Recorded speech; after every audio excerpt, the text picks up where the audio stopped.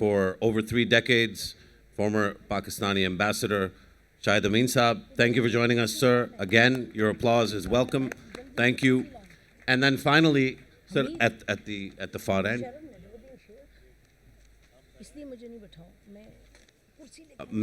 may I also ask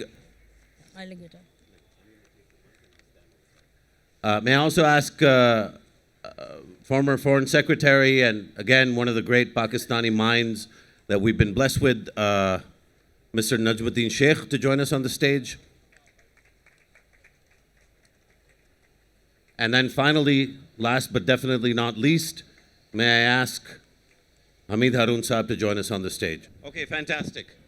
Luckily, unlike usual, we have as many speakers as we had organized, which means that my mug doesn't have to be part of the frame, which is fantastic. But I will continue to use this mic to hopefully provoke and interrupt at regular intervals so we can finish on time and everybody can get to, I believe there's a wonderful concert and many dinners that await the people of Karachi and the wonderful speakers.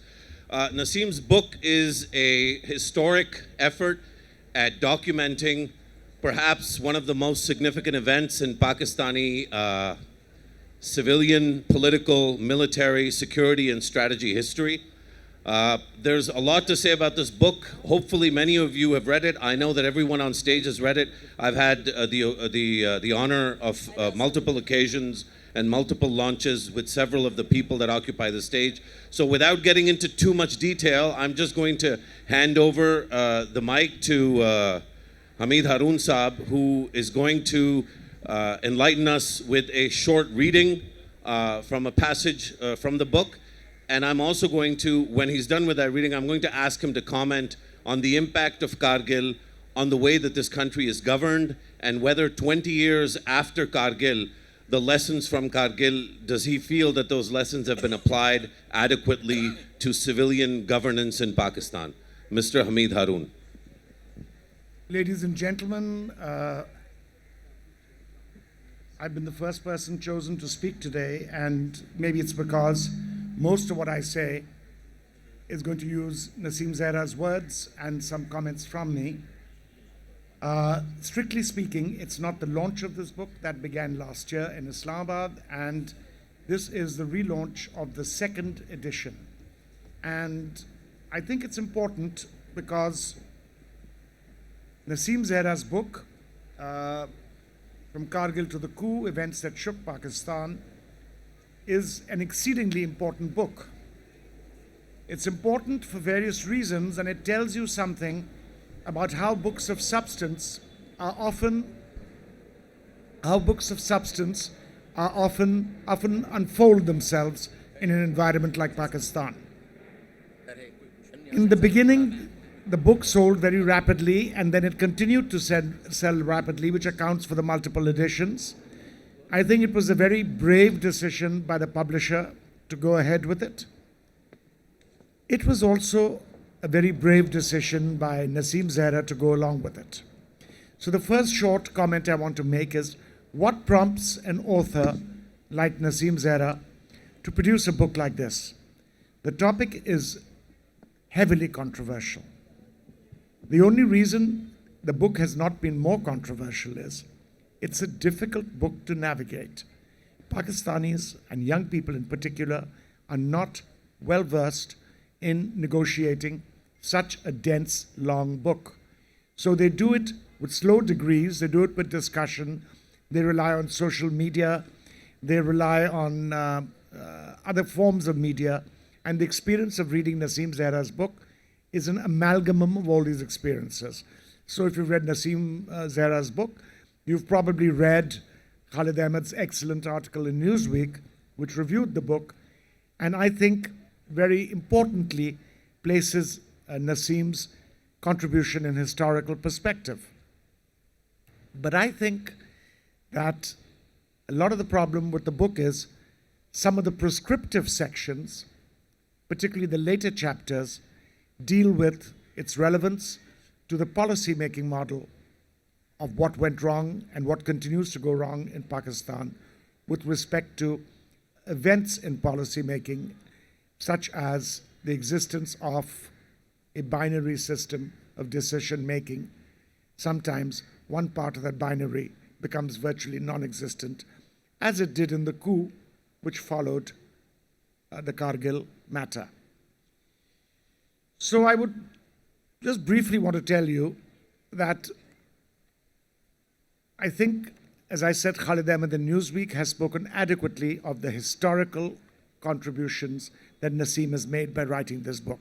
Not only is it an adequate and a beautifully put together sequence of events described through various perspectives and through various fields that it affected, it's also something that tells you what happened, how it happened, and how we need to look at the policy prescriptive model which emanates from it.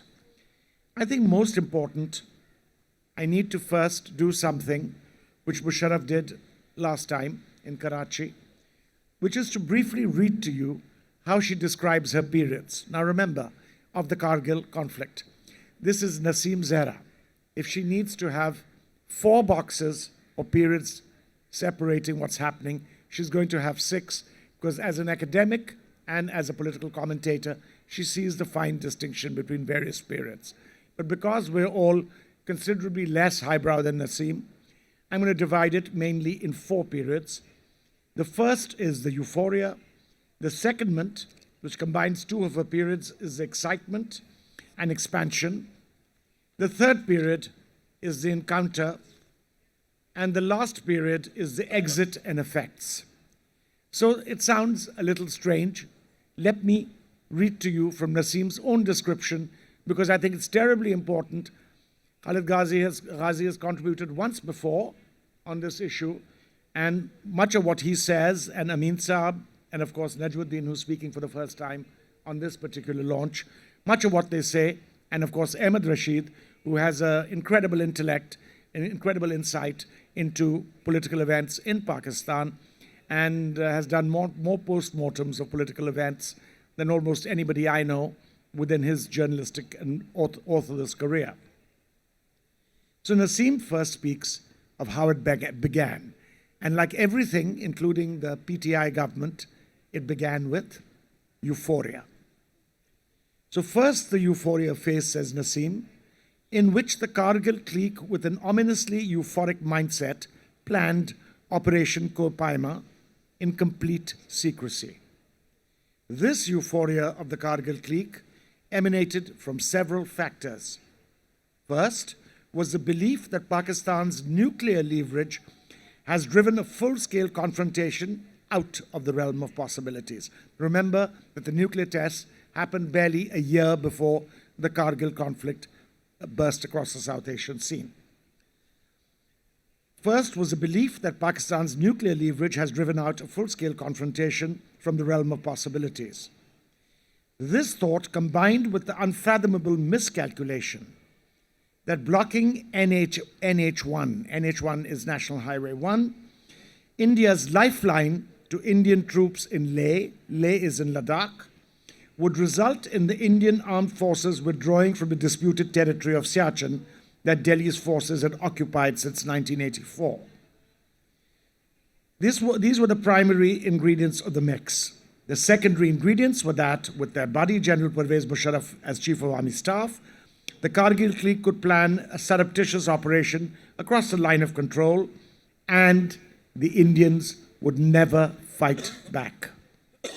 As Nasim makes it absolutely evident in her book, this description about the Indians never fighting back, which was part of the ideological mindset that Major General Javed Hassan of the Northern Command forces had put forward, became a major factor in the Kargil conflict and its planning.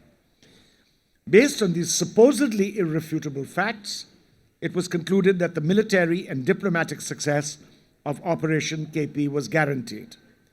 I think succinctly, Nasim puts it forward as to how the first stage of the operation moved. The second stage is what I call excitement and expansion.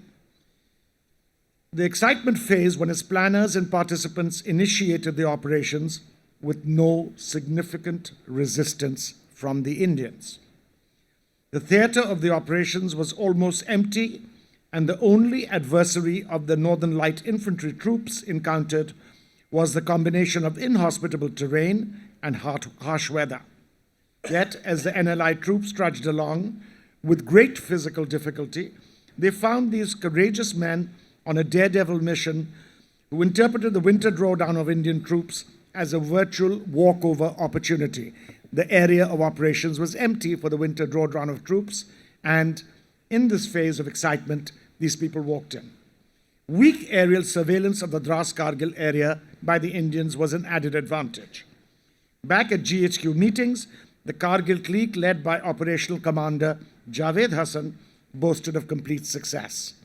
And in the second phase, this is what I think that Nasim refers to later in her policy model, where the expansion took place beyond the line of logistical probability and optimality. Thirdly, secondly, the expansion phase, in which, due to the absence of Indian resistance, the commanding officers and their troops went beyond the original lines drawn up for the setting of posts. In fact, for the first 8 months at the prowl, Pakistani troops did not encounter a single, 8 months that is, a single Indian soldier, despite the audacious setting up of 116 posts, many more than they had originally planned. Hence the use of the word expansion by Nasim.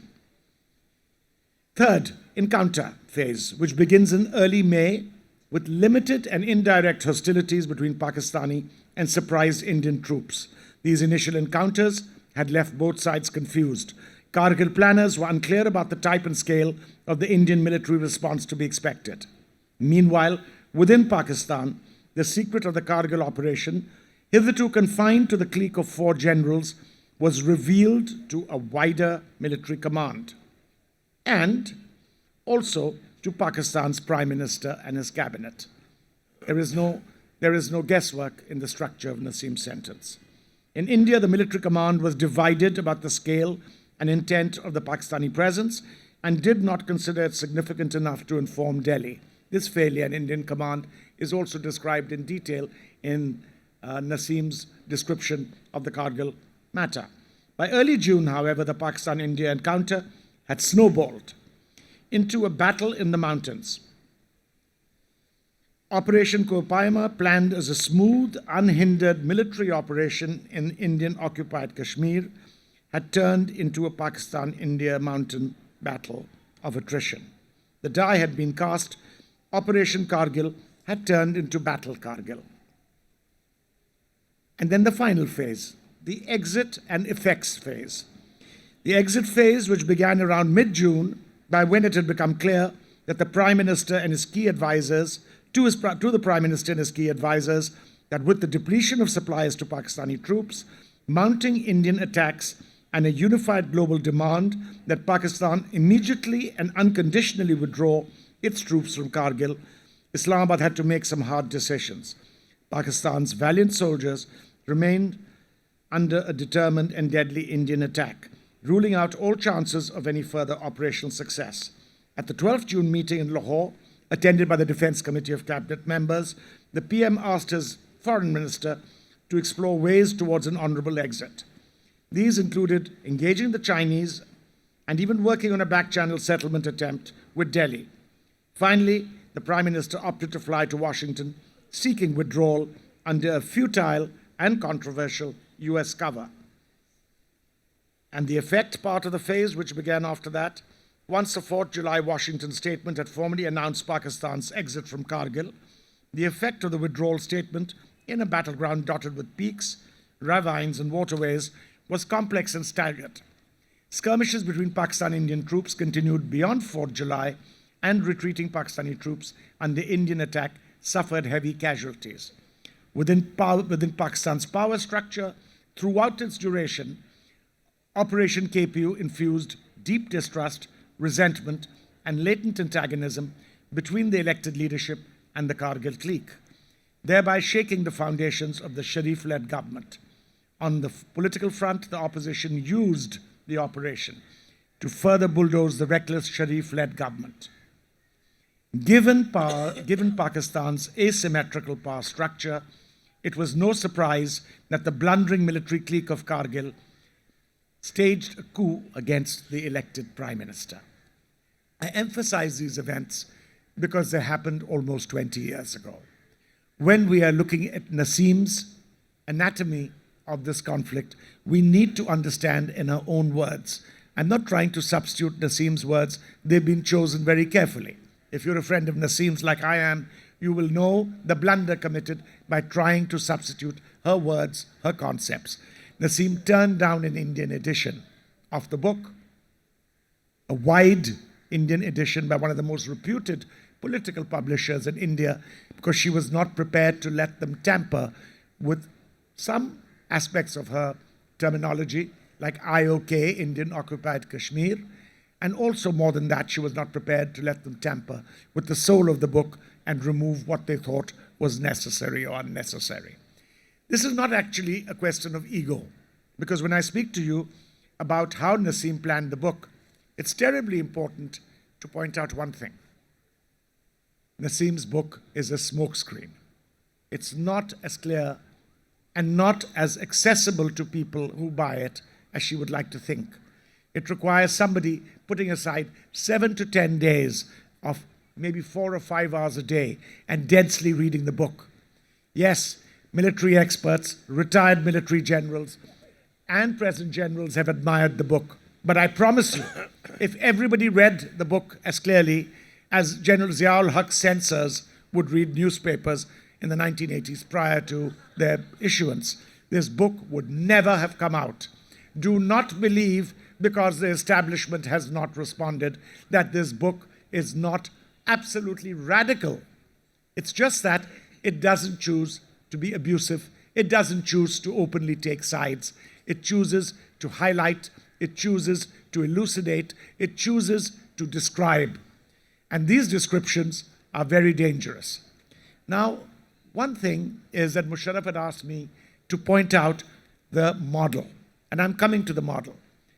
At previous book launches, I'm sorry to say Nasim, and I'm sorry to say Mosharraf, nobody has gone to the most important part of the book, which is the area around chapter 19. And the policy prescriptions, Nasim herself has been pained, because that analysis is really what this is all about. That can we in a positive way, rather than in a way of condemnation or in a wave of condemnation, in a flash of anger, is there a way we can prevent this again? Not that.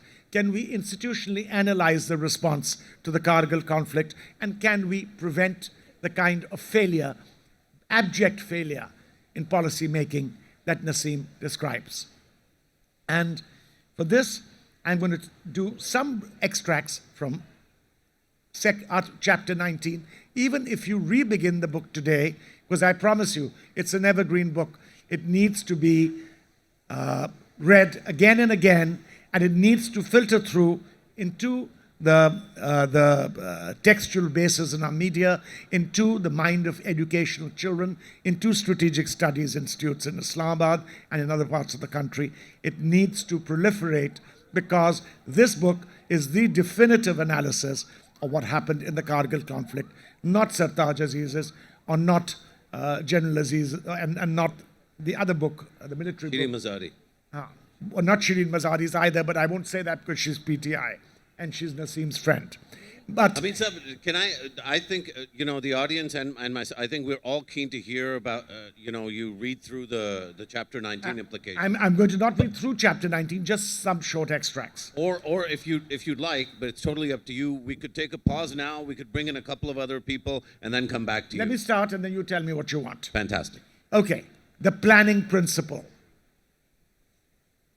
In contrast to the above-mentioned approach of the world's leading military theorists and military commanders, the KARGIL planners were overtaken by enthusiasm and a sense of payback. They were so obsessed with settling historical scores that it never crossed their minds to factor in the worst-case scenario. When the junior officers at 10 Corps heard of the operation, some had muttered their concerns. A confidential document moved through GHQ pointed out, Indians won't be stupid enough to humiliate themselves by politicizing the conflict. On this, an intelligence officer had written, "What if they are?" The officer got rebuked, but the question was never answered. Finally, the Army Chief General Pervez Musharraf raised the question of the Indian response at the January meeting convened for final clearance. However, the operation had already been launched 2 months earlier in November. Thus, the foremost planning blunder committed by the KARGIL clique was their absolute failure to even factor in, leave alone follow, the Napoleonic principle of exaggerating possible dangers and calamities that may have arisen during Operation KP. Some 150 years after Napoleon, even the Viet Minh commander, General Giap, who led and won the guerrilla war against the US in Vietnam, was categorical in stating, "In a time of war, you have to take your lead from the enemy. You have to know your enemy well. When your enemy changes his strategy or tactics, you have to do the same." In the case of Operation Koh-i-Paima's planners, they made no discernible effort to know the enemy. Their personal opinions and sense of mission, the desire to punish India for 1971 and for the 1984 occupation of Siachen, their respective command experiences along the line of control, and the opportunity of revenge for the protracted injustice of Kashmir, substituted for sound analysis. The planners only factored in the local war theater environment, that is, the Dras-Kargil region at the time of launching Operation KP. Implicit in their planning was the faulty notion that by the time India discovered Pakistani troops across the line of control and controlling India's lifeline to its troops in Leh, Delhi would find itself locked in a virtual surrender mode, with no option but to settle. Another planning principle missing during Operation KP was clarity of orders and institutions. Clear and precise instructions to junior commanders on post detachment required for successful planning and the execution of the operation were never given by the senior commanders. Hence, the post commanders were unaware of their roles and the duration of resistance. Nasim also comments on the strategy tactics. Clearly, its planners had failed at the strategic level. Nasim Zahra is not hedging her bets. She's not trying to cover up the military planners and their performance. I repeat, clearly the planners had faltered at the strategic level. By not factoring in the worst case scenario, the range of possible Indian responses, the KARGIL planners bungled at the foundation level. Their appreciation of a critical factor in the ecosystem of the entire war theater of the operation was missing. The planners had seemingly opted to remain blindfolded at the strategic level. Built upon the faulty foundations of Operation KP, the structure of tactics and strategy had inevitably to be faulty, and so it was. At the tactical level, the planning of Operation KP was relatively detailed, but weak in some areas. For example, the operational plans were comprehensive insofar as they factored in the existing Indian troop position at the local Dras-Kargil theater. Mapped battle plans, therefore, covered the Pakistani troop deployment, movement, and concealment. A geometrical campaign was planned to safeguard the flanks of advancing Pakistani troops and to divide retaliating Indian troops. The plan followed the lines approach. The availability of space for maneuver warfare was exploited. This included positioning of own troops at several points, dividing the base and the front into at least 3 parts, a center and 2 flanks. Planning, however, remained weak on the logistical front. Hameed, do you think this is a good point in time for us to bring in I'll do a few one more others? paragraph and then I'll wind up. Fantastic. I'm going to jump to mission creep versus Napoleon's rapid march. I'm trying to explain to you that Nasim Zahra has ruthlessly analyzed all aspects of the campaign and the policy-making process and how the model was faulty. Mission creep versus Napoleon's rapid march. When in winning zones, foot soldiers are often tempted to expand their battlegrounds. However, since expansion has multiple implications, it is the battle commander, not the foot soldiers, who must make the decision concerning expansion. Expansion of the war theater, a classic mission creep phenomenon, has serious implications for logistics, supply lines, and manpower. In Operation KP, The situation for the Pakistani foot soldiers was no different. Within 2 months of the operation, they were lured by the vacant spaces and strategic heights in the Kargil area. They had calculated the deeper spread of Pakistani troops and posts on the dominating heights meant greater strategic positioning to tackle Indian retaliation. For example, a platoon in a dominating position could destroy a battalion. The field commanders, after communicating this ground scenario to the commander, FCNA, were granted permission to increase the number of posts to be established by the LOC in Indian-held territory. Hence, instead of the initial 7 to 8 posts, around 196 posts, including defensive centers and outposts, were established. These covered 5 sectors instead of the planned single sector. This mission creep had led Pakistani troops almost 10 to 15 kilometers into Indian-occupied Kashmir, positioned across 500 to 600 kilometers of Indian territory. Beyond strategic reasons, there was also the element of competitiveness and adventure among the soldiers that contributed to what had presented itself as classic mission creep. Rapid march, press on. Napoleon counseled men at war in his seminal work on military operations. Napoleon explains, the strength of the army is like the power in mechanics estimated by multiplying mass by rapidity. A rapid march augments the morale of an army and increases its means of victory. This obsession of Napoleon with rapid marches was a major pitfall in his flawed Russian campaign. Almost 200 years later, a similar lesson was manifested at Kargil.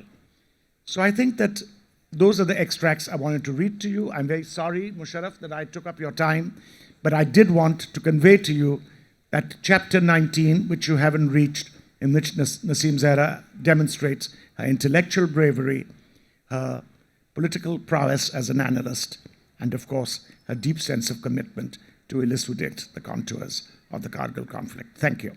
Thank you. Thank you, Hameed Saab. I think it's without question that many of us will find different aspects of this book to be brilliant. But I just want to recap, because some of you may have forgotten, and I think Hameed is right. We live in an age where everybody wants bite-sized summaries. So at least in terms of the division, I think it's really important to reiterate before I frame a question for Ambassador Shahid Amin. There was the euphoria stage, the excitement stage, there was the expansion stage, followed by the encounter stage, and then after the encounter, there was the exit stage and the effect stage. And so these stages, this identification of stages really helps us organize what was happening in that whole period between 1998 and 1999. But one thing that's missing from the expansive sort of overview that you gave, Hameed Saab, is what I find to be a spectacular violation and a spectacular sort of series of events that often gets buried because we're looking at the military operation, and that is that while all of this was happening, while this military operation was going basically because a bunch of middle-aged men got overexcited about the possibilities based on a false reading of history and a false understanding of both tactics and strategy, concurrently, the Prime Minister of Pakistan was engaged in a popularly elected Prime Minister, was engaged with another popularly elected Prime Minister of India in a historic process of shuttle diplomacy between the two countries. So this was not, Kargil was not a reaction to the bus diplomacy between Vajpayee and Sharif. Kargil was happening at the exact same time that Vajpayee and Sharif were meeting in Lahore, and many other sort of both back channel and front channel means of communication were being opened with India, which at the time were being seen as a historic change. And maybe Nasim can refer to some of that because she was involved in covering some of that as a journalist at the time. Ambassador Shahid Amin, I thought I would frame this aspect of it for you to comment on. What did you find, or did you find anything in Nasim's book that can help explain this spectacular violation of what was officially taking place and what was taking place behind closed doors? Ambassador Shahid Amin. Thank you very much. Well, I think basically we can say that the Kargil operation was based on an illusion. And this is not the first time we have had in our foreign policy a case of living on illusions and finally the reality catches up, and it ended in an anti-climax in Washington when our Prime Minister had to rush there, more or less pleading with Clinton to intervene and give a face-saving formula. Having said that, let me at least point out one thing. The intention to activate the Kashmir issue is absolutely understandable. India is in forcible occupation of Kashmir against United Nations resolutions, against all kind of moral and legal considerations, and then they had also surreptitiously captured Siachen, and so there was no doubt a very strong feeling in Pakistan, certainly shared by the authors of the KARGIL operation, that this has to be undone. The question only is what was feasible, what was the best way to move forward, because feelings cannot be a substitute for reason. And this is, I think, where the operation basically failed. I do want to pay tribute to the sacrifices of those who took part in the operation, and I do not question the motives of the military planners. We must also take note that General Pervez Musharraf continues to strongly defend the Kargil operation, and he believes that it was a success, but that in the end it was the political leadership which let us down. While taking note of that view, I think I join those who believe that it was a disaster, it was wrongly conceived, and its great failure was that it did not anticipate what will be the reaction of India and what will be the reaction of the international community. These were two absolutely essential elements to any operation of this kind. The fact of the matter is that any prospect of war between India and Pakistan, two countries possessing nuclear capability, was absolutely unpalatable to the rest of the world, to the international community, to the great powers. And since Pakistan was seen to be instigating a crisis by sending infiltrators across the line of control, therefore all the pressure came on Pakistan. I mean, this is rather ironic that India is the guilty party in Kashmir. India is the one who is in forcible occupation of that area. India is the one who had taken over Siachen in a similar kind of operation and got away with it. But now that Pakistan is trying to do something like that, we are in the doghouse. And this should have been understood, that the world opinion does not want a war between India and Pakistan because both of them are nuclear powers. So this is where I think something seriously went wrong. Secondly, I think there was a serious miscalculation about Indian intentions. It was not realized that no government in India can accept a major humiliation in Kashmir. Especially the planners were thinking, and in fact they told Prime Minister that you will be Fateh Kashmir. In other words, Kashmir is going to fall in our lap just like a ripe fruit. But a thing like this would be totally unacceptable to any Indian government. Certainly a government which is about to hold general elections. The Indian response was very strong. They put in everything that they could. And Pakistan found that it was unable to hold its own, particularly because the international community was not supporting us. All the pressure was coming on us. These are the main failings of the operation. And even this idea of sending infiltrators and pretending they are mujahideen, it simply could not be held. Why? Because over a period of time, some of them are going to be caught by the Indians, and other intelligence will be obtained to prove that they are no mujahideen, but they are regular soldiers of the Pakistan army. And in fact, later on, we started to decorate them, taking away the entire fiction that they are mujahideen who have been doing the fighting. In fact, here I should say, we did not learn from 1965. The same mistakes were repeated all over again. And I fear if this kind of mentality continues, we could be into another serious situation of this kind in the future, because those who fail to learn from their mistakes are condemned to repeat those mistakes all over again. So these were the failings of the operation. At the end of the day, of course, you had not only the military and the international consequences, you had the internal consequences, in which finally there was a coup d'etat, and the military-civil relations deteriorated very seriously, and probably they have not yet been restored. So these are the great failings of the Kargil operation, and I think Nasim Zahra has written an extremely valuable book based on solid research. She has really gone through years of research, and we must admire her effort. And I hope this book will serve to, particularly to our military leadership, but also to the political leadership, that mistakes of this kind should not be made. Thank you, Ambassador Shahid. Amin. I want to pick up on this issue of the legitimacy of the Kashmir cause, which I'm absolutely certain everybody sitting on the stage, and most, if not every single person sitting in the audience, would endorse the legitimacy of the Kashmir cause. But I wanted to ask Najmuddin Sheikh Saab, what is the long-term impact of this event on Pakistan's ability to argue for the Kashmir cause? It isn't a trifle mistake. As Shahid Amin Saab said, it was a mistake that was repeated. But in a sense, it was a historic mistake, because my own view, and I'm actually looking for your view, was that it actually permanently altered Pakistan's ability to argue for the legitimate and righteous cause of Kashmir. Sheikh Saab.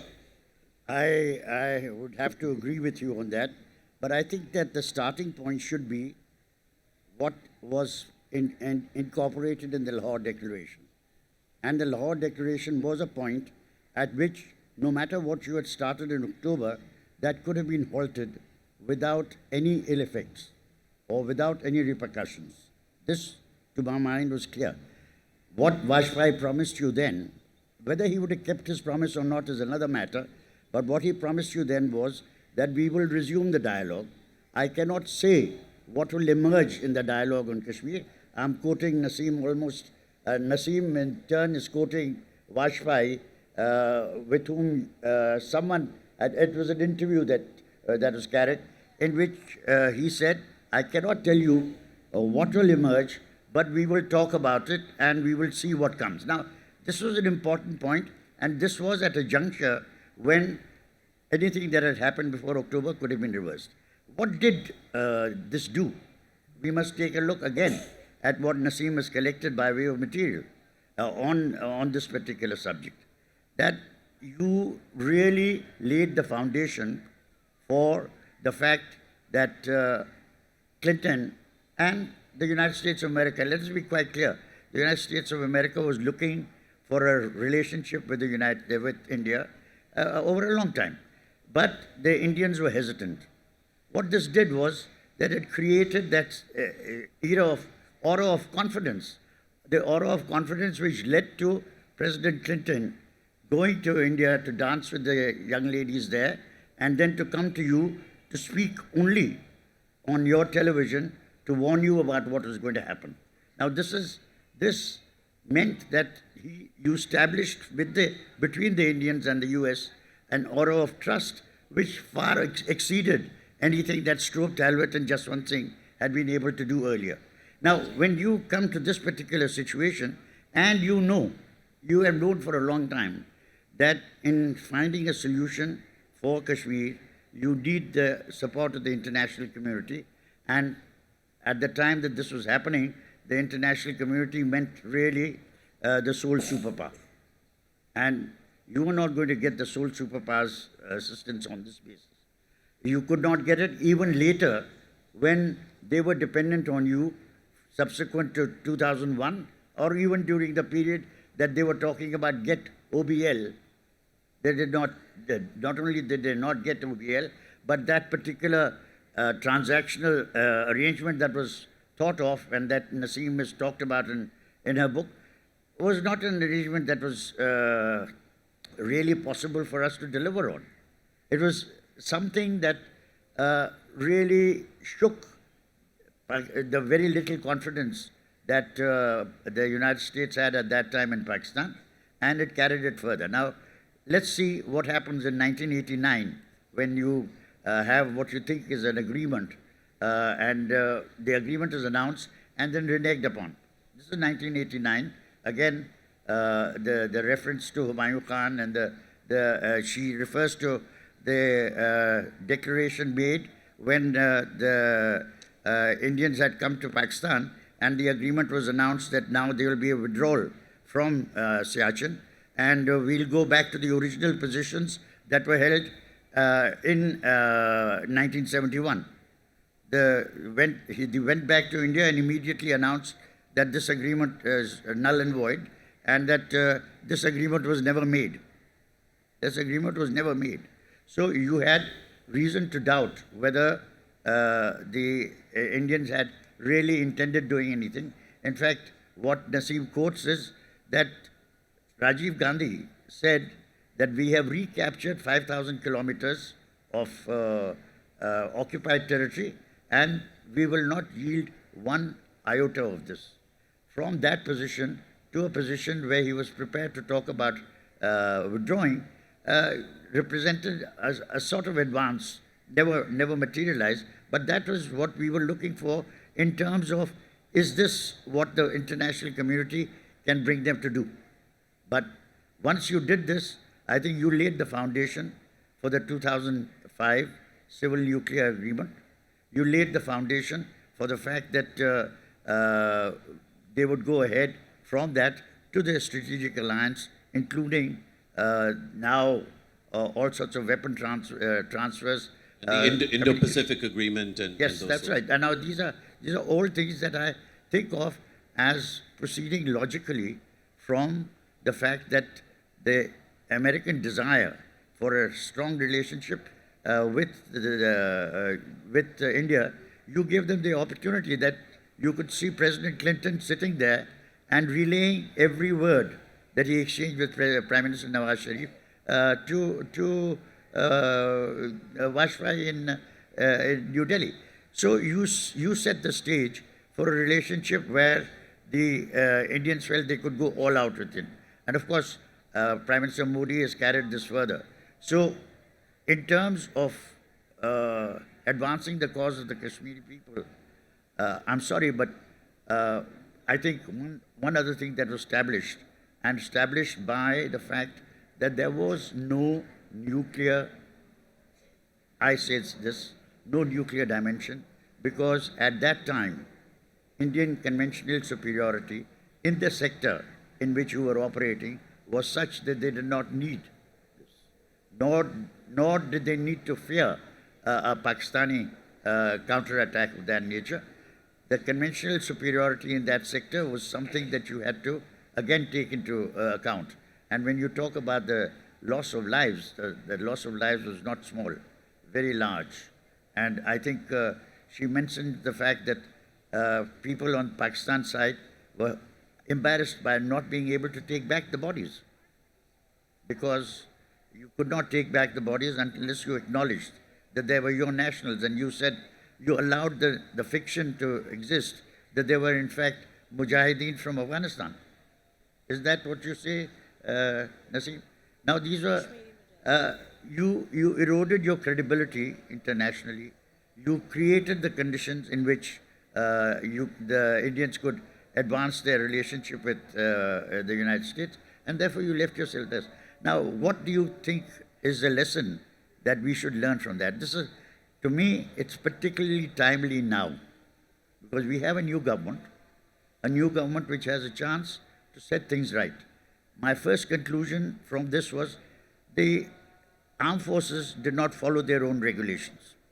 There was no note prepared for consideration by the Chief of Army Staff. That note is supposed to come as a result of a lot of preparation that has been made. This was all skipped.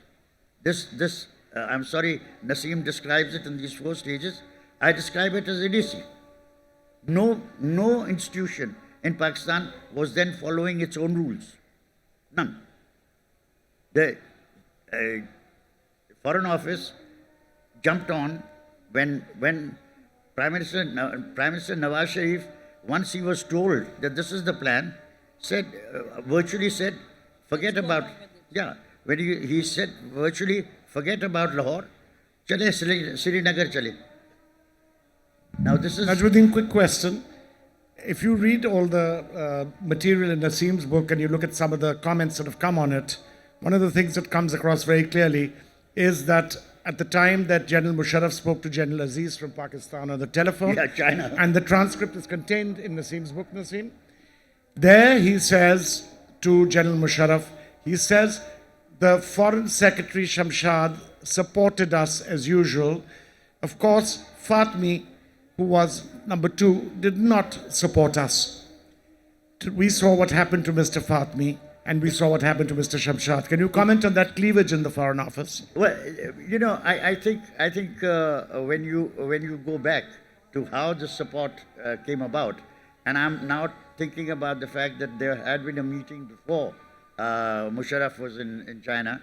That disclosure obviously came from the CIA. It did not come from the Indians had increased the sophistication of their networks in terms of espionage, but that I'm sure was CIA and handed over to the Indians for publicizing as they chose. Just if I may, on the Foreign Office playing along and going along, I think Sartaj Aziz Sahab was very categorical at the first meeting at the ISI where the detailed presentation was given. He said very clearly that we are doing the Lahore, we were going through the Lahore process, because he was continuing with his negotiations with Jaswant, and the negotiations hadn't come to any conclusion, but they were moving forward. So there was obviously people in the Foreign Office who objected, but then Prime Minister Nawaz Sharif, in fact, there's a time when he calls General Mosharraf, and the Secretary of Defense is there as well, and he says because I think the Prime Minister doesn't even recognize what has happened. He hasn't comprehended that they have crossed the LOC. And then he says to Mosharraf, General Mosharraf, General Mosharraf says, Acha, so we've gone, so what can we do? He turns to the Defense Secretary and he says, oh, look, the General is listening to us. Acknowledge it. Now let's go along. Srinagar. Yeah, so it's a disaster all around, really. That's the point that I'm trying to make. Yeah. That at that particular point, Nawaz Sharif said, look, because at that point Musharraf said, sir, I have done this on my own responsibility. Yes, he does say. I will withdraw if you order me to do so.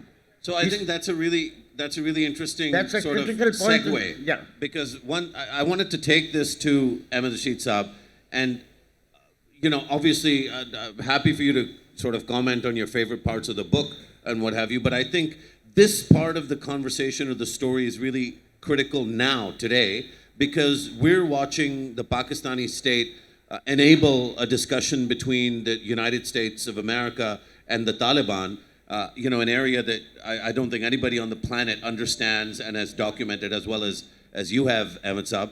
And I guess I just wonder if we, in a sense, would it be accurate or inaccurate for us to try and draw a parallel from that moment where the military has basically gone ahead and done something with absolutely no civilian input until that point? And it seems to me that first the denial of access to the Taliban, and particularly Mullah Baradar, and now the facilitation of those talks also is an area that has had absolutely no civilian input. So for me, the parallel now is this a moment that you think civilian intervention can help shape and extract the best outcomes? The issue really for me, as a pro-military kind of guy, the issue really isn't criticizing the army. The issue is really what is best for Pakistan. And it seems to me that a coherent, cohesive national position on enabling or not enabling these talks would be much better than one that is driven entirely by the intelligence community and the military. Ahmed Saab. I'd like to comment after that. Of course. Ahmed Rashid finish. Well, thank you. Let me just make a few brief comments on Nasim's book. I think the first thing is, no Pakistani has ever written a book about wars with India with such accuracy and objectiveness and detail. all the memoirs you've read of 1971 by generals and politicians and journalists, nothing comes up to this book, because these memoirs are all one-sided, unobjective, basically. They may provide nuggets of information, but they cannot be taken seriously as history. I think the second thing is that she quotes generals. Which Pakistani writer has ever been able to do that? She has not only interviewed them, but she quotes them in their own words. And she quotes not only the generals who planned Kargil, but the generals who opposed Kargil, or rather the Navy and the Air Force and the other elements of the state who opposed what was going on. So I think, and the third factor is that she covers the war from all angles. And that, not enough has been said about that, but simply she's in Delhi, she's in Washington, she's in Beijing, she's in all the major capitals for which, writing this book was absolutely essential. So we have also a very well-rounded history of all the events that pertained to the Kargil operation. Now, having said that about the book, I think a few things need to be pointed out. The first thing is that I think Kargil was a watershed for Pakistan. Our collapse of our foreign policy, I would say, for the next 20 years, our isolation in the region, our isolation with our allies, our isolation from the West, our condemnation of being a pariah state, of helping extremism, all these accusations that are still coming out from the Americans, they all go back to Kargil. Because what we did in Kargil was, whether nuclear weapons could be used or not used, the fact was that we assumed that the threat of the use of a nuclear weapon, it was like blackmail. I mean, you tell your neighbor that, look, actually, we're going to drop a big bomb on you, you better not react to what we do. We may do crazy things, but you can't react because you can't predict whether we'll drop the bomb or not. And this is the main factor, in my opinion, of this massive distrust that exists around in the region regarding Pakistan, and of course, further afield in the international community. So Kargil has been a watershed in determining our foreign policy. Secondly, in my opinion, every single civilian government since the death of Zia-ul-Haq has wanted peace with India. Whether it was Benazir, Nawaz Sharif, Asif Zardari, Nawaz Sharif again, or all the interim prime ministers who came in between. And the wishes and the hopes and the desires of these civilian elected prime ministers have been dashed by the establishment continuously. And Kargil was the epitome of mistrust between the civilians and the military. As Ambassador Amin says, Mosharraf is still going around saying that Kargil was a great victory. And we should be celebrating it, and we should be teaching it in all the war courses. Now, the fact of the matter is that Kargil was a disaster. It escalated civil-military tensions. No military has been able to get on with any of the elected prime ministers since Kargil. Now, I'm not going into the politics of this, but that is a fact. And what has happened is that instead of, as you said, instead of loosening the ties of foreign policy from the hands of the military has tightened its hands on foreign policy. They control foreign policy. Is it a surprise that all these Taliban meetings that are going on without any real participation of the civilian government? So I think Kargil has been a historic watershed and of great detriment to Pakistan, and I think Nasim has really showed it up. As far as Afghanistan is concerned, I agree with you. I mean,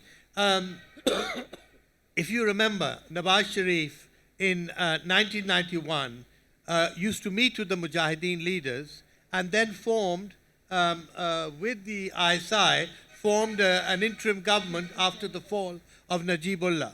and the communist government in Kabul.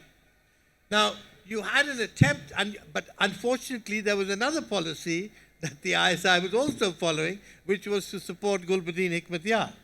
And not, so we had in fact two contradictory policies emerging. And the international community got very mistrustful as to what Pakistan was trying to do.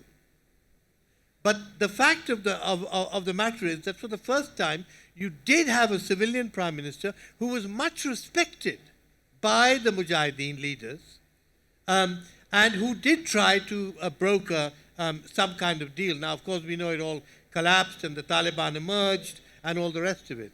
Now, how we got into the position of supporting the Taliban movement when it emerged in 1993, and then basically funded the Taliban movement until 9/11, 2001, is another story and another history. But again, it shows the same type of short-sightedness that Nasim writes about with Kargil. Because as far as the Taliban were concerned, the Taliban were recognized by 3 countries for the entire duration of their government: Pakistan, Saudi Arabia, and the UAE. There was global international condemnation of the Taliban and what they were doing domestically inside Afghanistan, etc., etc. And yet there we were supporting them. And there was no desire to talk or to dialogue with the civilian elected governments or with, even with the Foreign Office. The Foreign Office, with all due respect, were actually the last people to know what was going on inside Afghanistan. So, unfortunately, we are repeating our same mistakes. And now we're dealing with the Americans, completely bypassing the civilian government. We're dealing with the Americans, and we're trying to prove that, we can deliver the Taliban to the negotiating table. I find this as a complete repeat of what we did in Kargil. Short-sightedness and a stubborn refusal to broaden the debate in Pakistan. At the moment, we have a single narrative running in the state, which unfortunately has all the other narratives that should be there in a democratic society are being slowly erased and crushed, and particularly with foreign policy. Because on foreign policy, you need other opinions, you need other strategies, and you need other strands. Thank you very much. Thank you, Ahmed Saab. I think, just to now sort of bring in General Ghazi as well into the discussion. I wanted sorry, to... may I just make a comment on this? Because I think that what Ahmed Rashid has just said about the Taliban and what our policy should be, it fits in very well with what I read as a main conclusion or main lesson to be learned from the documentation that Nasim has done. Think things through. Think things through in terms of recognizing what the consequences of what you're doing are going to be. If you do that, then you have a policy towards the Taliban that recognizes what Taliban presence on the east and south provinces of Afghanistan bordering you will mean, and what the consequences could be. And therefore, that your policy must look at not what is for tomorrow, but what is for 3 days down the road. That is what Nasim's dissection of Kargil shows, and that is what I think Ahmed Rashid's consequences will also show. That you have to think things through and make sure that then you're on board. Look, there is always going to be a role for the security forces, for the armed forces in the formulation of policy. Much of it is going to be based on the fact that they provide you information that you do not have. But it must be the foreign policy establishment, which is the Foreign Office, which puts it together and then says, these are the recommendations we make, these are the policy recommendations that have been made by the contributors to this policy. So my conclusion is, think things through and come to a conclusion knowing what will follow from what you're doing today. I agree with you completely. We have never had all of government consultation before making historic decisions. All of government means that you bring in all of government. You bring in even journalists and intellectuals, but essentially all of government means that you bring in all the relevant actors. The relevant actors are completely bypassed. That is the tragedy. So I guess. But just a minute. I think that institutionalized decision making and what we've experienced over the decades, we can, and obviously the military is to be blamed and for however it's conducted itself. But I want us to go back to Nawaz Sharif's last period. I mean, I can tell you a number of occasions when people closest to Nawaz Sharif in the Foreign Office setup, in the foreign policy setup, would say that he doesn't want to hold meetings. I think the point is that the army, with its own approach and its own, institution and an asymmetrical setup that exists in this country in terms of civil versus military, the question, Ahmed, that we have to now ask ourselves is, how do you turn that around? How did Nawaz Sharif, I'm talking now specifically foreign policy, I mean, you talk to people in the Foreign Office during Nawaz Sharif's time, his closest people in the Foreign Office would say, we keep saying hold meetings, conduct meetings. Give me one example when Nawaz Sharif was in power last time that he had any comprehensive meeting on India. And I followed it very closely. The answer, Ahmed, is no. The thing is that I think in a power game, in an asymmetrical setup, how do you then do what you are saying should be done in foreign policy? Who is the onus on? Who will take the initiative? I mean, and the fact is, when Hena Rabbani was was the foreign minister on India, you know that very well, that she was able to conduct policy in a way it was far more institutionalized, and I think she had the backing of the government, and they actually negotiated trade agreement that was, we know why it didn't go through. It had to do with Indian politics. So, I mean, I think that personally, working on Kargil was, and Kargil was important because over the 25, 30 years of my journalism, my first entry into journalism was when the Afghan war was taking place. And I realized then that there was policy making was a joke. I mean, it was juvenile, to put it. And I used to meet Ahmed, who was the real expert, standing outside the PM. You remember, Ahmed? That's the first time I met you. Ahmed was this expert I used to look up to, and he knew what was happening around. And I would say, Foreign Office was really. They used to be bashed up by the intelligence agencies who were taking the decisions. So, but that's the 80s. Then there was 80s and there was 90s, and then now you're in the millennium, you're 2010, you're 2018.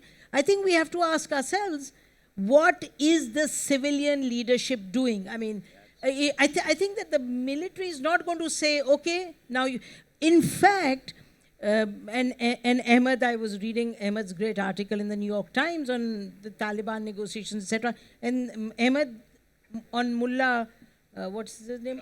Baradar. You were hopeful that things may get to a positive stage. At the same time, I keep hearing that within the GHQ, there's now talk of actually bringing India into the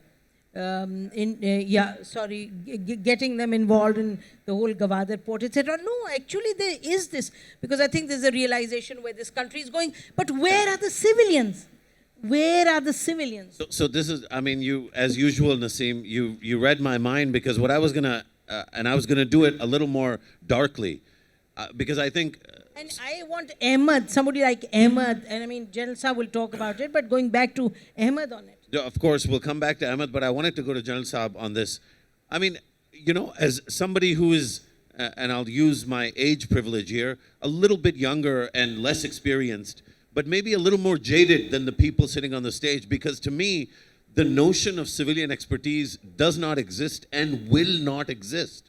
We are now in a permanent state of civilian paralysis and acquiescence with whatever any major or captain will call a minister and say to them. Yeah. And so, General Saab, how are civilians, and this is a real question, I don't mean to be rhetorical or offensive about this in any way, but do you see any path, and if you do, I want you to articulate that path, whereby a civilian NSA or a civilian head of the ISI, remember, like 10 years ago, that was a discussion point. I mean, nobody even thinks about it now.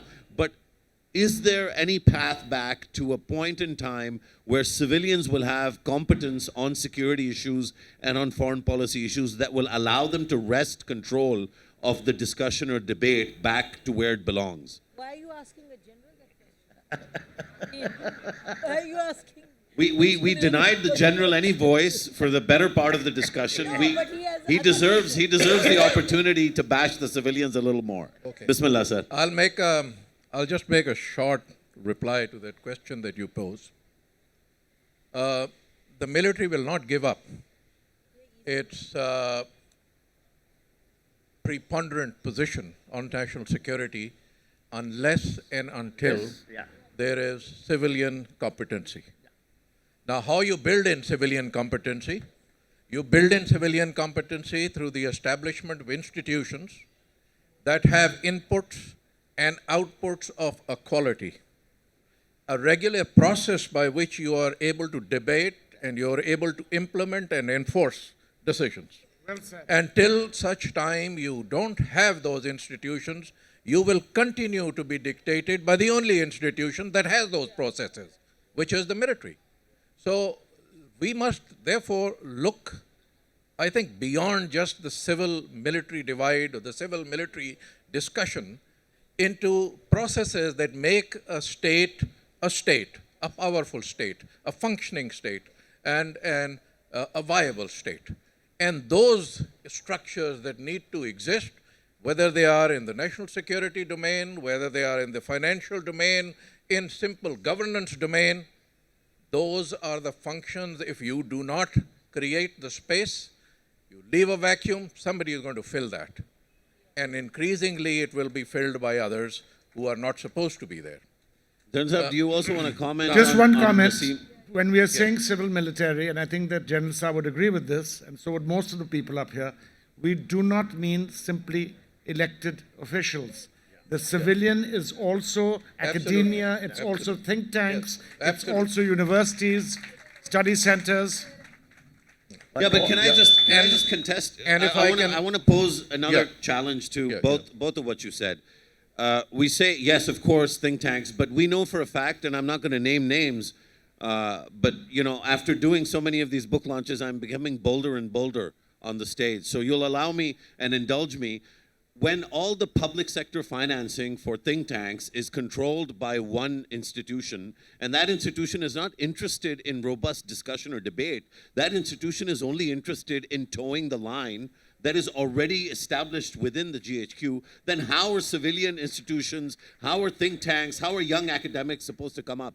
Okay. To the extent that something like the PTM, which is a very simple challenge to the state, and is simply saying there should be less checkpoints and there should be some reckoning of the way the 7 districts of the former FATA districts have been treated. When we have no tolerance whatsoever, even for something as baseline as that, then how are we going to have a robust debate? Even Nasim's book is actually, quite rightly, as Hameed said, it is not welcomed at all. This discussion is not a welcome discussion. So where is the civilian competence going to come from? How am I going to engage LUMS graduates or IBA graduates or young people maybe sitting in the crowd in a discussion about civil military when it's so starkly not open for discussion? Okay. The only institution that has pluralized national security discussion and education is the National Defense University in this country.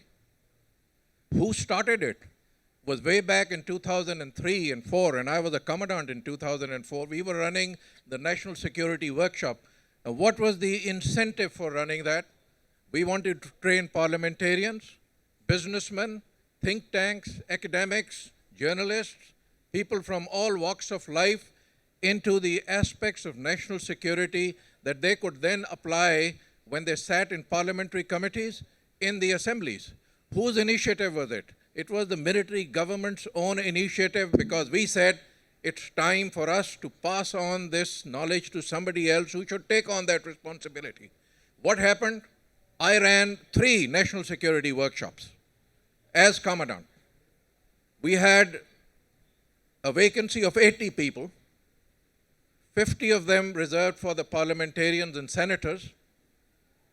Only 30 of them would turn up for half a day, and none of them applied any of that knowledge or participated in those discussions in the manner in which they were required to. I had to chuck out some of them without a diploma, including somebody who later on became the defense minister, simply because he refused to attend that education. So all of this has to be, you see, seen in that larger perspective. We encourage, there is no think tanks that come up on their own. The civilians and the universities and the philanthropists in countries across the world, they are the ones who sponsor and create think tanks. I participate in Track 2 dialogues. All of them are funded by private individuals. None of them are funded by the government or by the ISI or the CIA or somebody else. Some of them are. But a lot of them generate a great deal of knowledge through that discussion. But I think we're going on in another direction, and I would much rather honor the author today, because this book is something that is truly worth reading. And I say that for 3 basic reasons. One, because I think it's a very bold attempt. It is a persistent effort that she has done over a long period of time, and it is accurate. I find it amazing that she was able to tell this story at a time when there was an embarrassment about telling this story, when this subject was taboo within the military, and that she has been able to extract information and viable, credible information and piece together a story that nobody in the military for 20 years, and all the time that I was in service, nobody wanted to touch. As the commandant of the Staff College, as the commandant of the National Defense University, I was not allowed to study Kargil. Till today, these are not subjects of study in these 2 institutions, which are the 2 premier institutions of the military. Why? Because there is an embarrassment about it. And the fact that she has written and she has been able to amass those facts is truly amazing. You will not understand the impact of it if you do not understand, one, the atmosphere within which this book was researched. It was researched in an era when nobody was allowed to speak about it. When I tried to research it myself, I got a call directly from the Chief of the Army, the President at the time, who said, "Ghazi, this will not be done." And I said, "Sir, we need to learn from the mistakes that we committed." And he said, "Didn't you hear me? I said, this will not be done." So this was the story right up to the time that this book has come out. Now let me tell you the second reason. I do feel that we need to carry out serious introspection. And as Ambassador Zahra was talking about, you don't learn from your mistakes, you'll end up repeating them. The irony is that here, Kargil was an operation.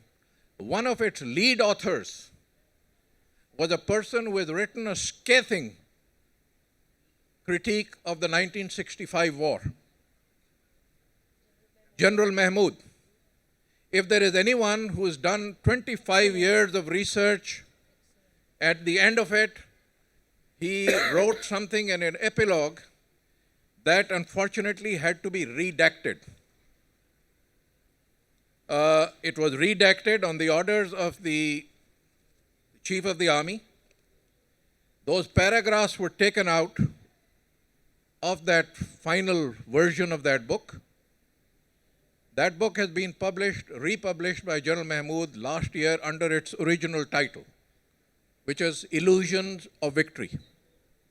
And the epilogue contains those redacted paragraphs.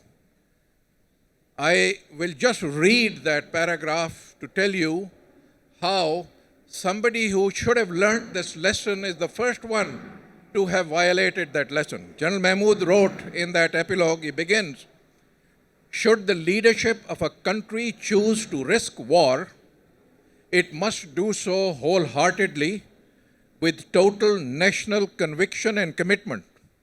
In 1965, the Pakistani leadership embarked upon a military venture with half confidences. He begins this way, and then he says the greatest casualty of the 1965 war was perhaps our modesty.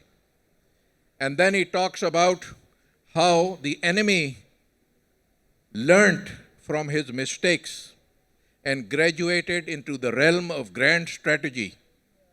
And the price of undeserved glory was paid by us barely 6 years after the 1965 war. The seeds of defeat had been sown on the banks of River Tavi on the 2nd of September 1965, and the bitter harvest of humiliation was reaped in East Pakistan in December 1971. Now this is General Mahmood writing, who is one of the lead principal brains, or I would say not brainchild, but brainless child of General Javed Hassan and General Mahmood. We must also have a timeline, because within this timeline, Kargil was conceived much before General Mosharraf assumed the position of the Chief of the Army Staff. That was in October 1998. Kargil had been conceived by Javed Hassan, I know for a fact, somewhere around July and August. General Mahmood had been inducted into it in September, when he took over 10 Corps.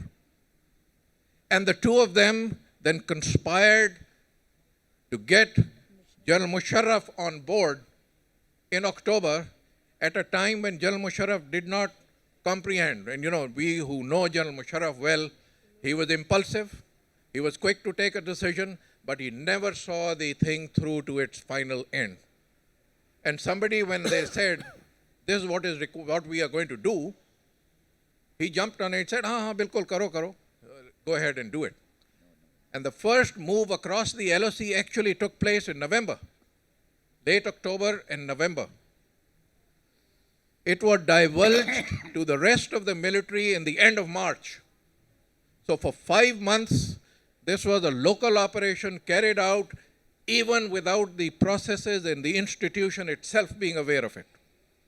The Military Operations Directorate didn't know about it. The Corps commanders didn't know about it. The rest of the military didn't know about it. The ISI was unaware of it. A secret operation that was being conducted at the local level, completely oblivious to its implications. And what began as an operation of a limited extent, with regard to Chapter 19 that Hameed was talking about, dilution of spaces is something that the military avoids.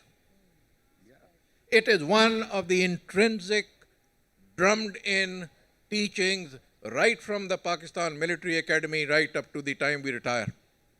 And that dilution of space occurred simply because there was no control exercised over the local ambitions, the petty ambitions of individuals, and the overarching sort of ambitions and goals that each one set for themselves. What that ended up in doing was that it involved progressively those institutions that were initially not supposed to have been involved at all. So the MO came into the picture, the military operations came into the picture toward the end of March, perhaps in April, when additional troops were required, additional logistics were required, additional weaponry was required. And a lot of that started moving around in the month of May, from as far down south as Jhelum and further south of Punjab. And I think this And is all of these are things that occurred slowly when they realized that they had bitten more than they could chew. And now they needed to just regurgite it or throw it up. And that is when they brought in the political leadership, perhaps to bail them out, perhaps to say that now we've been caught with our hand in the cookie jar. Now somebody has to come and bail us out. So I think that's a great segue. Nasim, just to interrupt just for a moment, just to say that I think whilst many people who were in service or had been in service knew about these things, I think the great gift of Nasim's effort and labors over many years is that now these facts are accessible to all of us. So I would once again thank all the speakers and hand over to Nasim to give her concluding thoughts, because I've been asked by the organizers multiple times to win back control because too much dilution of space has occurred. I would only say that Nasim conducted the operation of writing her book, of keeping the secret as effectively as the Kargil clique, and it still will take time to unravel the treasures contained within her book. Could I just add one little aspect? One short sentence. Yes, and that is with regard to the research that has done. There is a book that's already been sanctioned by the army to be written by General Waheed Arshad. And the reason why I said there is a second reason for us to read this book is to lend our voice to the encouragement of introspection. General Waheed Arshad is a colleague with us. And I asked him, I said, use the sources that Nasim has used in a book to be able to write a book that is at a lower level, at the tactical level, to give the military operations a perspective. And he told me that everybody that she has spoken to, he went to speak to them. None of them want to speak to him. None of them want to share anything with him anymore. So that is the aspect of that, you know, the knowledge coming forward and people still trying to hide the truth. Nasim, final comments. Sorry, let Nasim sort of have the final word. I don't think I have too much. Gigi.